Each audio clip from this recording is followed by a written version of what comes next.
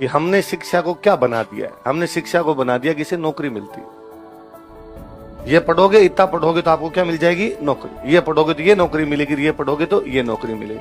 इसलिए हमारी शिक्षा केवल नौकरी देने का साधन बन के रह गई है, क्योंकि शिक्षा का मुख्य उद्देश्य व्यक्ति जीना सीखे। हमारी शिक्षा बच्चों को, हमारे विद्यार्थियों को, हमारी आने वाली पीढ़ियों को जीना सिखाती।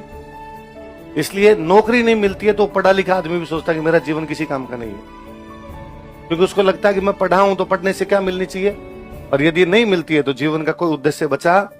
इसलिए हम देखते हैं कि बच्चे डिप्रेशन में हैं, इसलिए हम देखते हैं कि सुसाइड की टेंडेंसी बढ़ जाती है।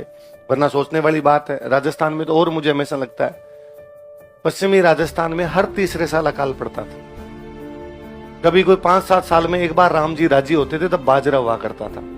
उसके बावजूद किसी ने कभी सुसाइड करने का नहीं सोचा। उसको नहीं दिखता था कि राम जी ने इस साल तो कुछ ही नहीं दिया, मर जाएंगे। तो लगता था जिएंगे यार, जब जीवन मिला है तो बाद में संघर्ष किया जाना चाहिए। यहाँ मैं आप टाबरों को देखता हूँ, 2 टेस्ट में नंबर कम आए, ऑफिस में आके डहा डहा रोते हैं, बर्बाद हो गई जिंदगी सर, अब क्या बचा है मेरे पास? कुछ ही नहीं बचा, अभी लटक हाथों हाथ, और तो क्या किया जा सकता है? थोड़ा यार संघर्ष करने का हो, कारण कि वो एजुकेशन ये सिखाई नहीं रही। वो एजुकेशन ये प्रेशर ही दे रही है केवल और केवल कि ये पास कर तो ये नौकरी मिलेगी, ये पास कर तो ये नौकरी मिलेगी। हमने शिक्षा को क्या बना दिया है? हमने शिक्षा को बना दिया कि इसे नौकरी मिलती है। ये पढ़ोगे, इतना पढ़ोगे तो आपको क्या मिल जाएगी? नौकरी। ये पढ़ोगे तो ये नौकरी मिलेगी, ये पढ़ोगे तो ये नौकरी मिलेगी। इसलिए हमारी शिक्षा केवल नौकरी देने का साधन बन के रह गई है, क्योंकि शिक्षा का मुख्य उद्देश्य व्यक्ति जीना सीखे। हमारी शिक्षा बच्चों को, हमारे विद्यार्थियों को, हमारी आने वाली पीढ़ियों को जीना सिखाती। इसलिए नौकरी नहीं मिलती है तो पढ़ा लिखा आदमी भी सोचता है कि मेरा जीवन किसी काम का नहीं है, क्योंकि उसको लगता है कि मैं पढ़ा हूं तो पढ़ने से क्या मिलनी चाहिए, और यदि नहीं मिलती है तो जीवन का कोई उद्देश्य बचा।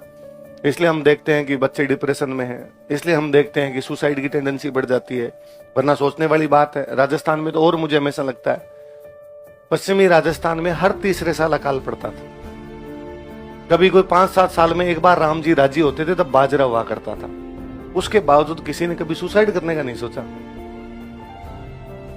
उसको नहीं दिखता था कि राम जी ने इस साल तो कुछ ही नहीं दिया, मर जाएंगे।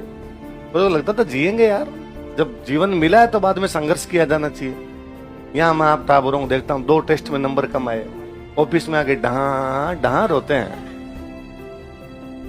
बर्बाद हो गई जिंदगी सर, अब क्या बचा है मेरे पास? कुछ ही नहीं बचा, अभी लटक हाथों हाथ, और तो क्या किया जा सकता है? थोड़ा यार संघर्ष करने का हो, कारण कि वो एजुकेशन ये सिखाई नहीं रही।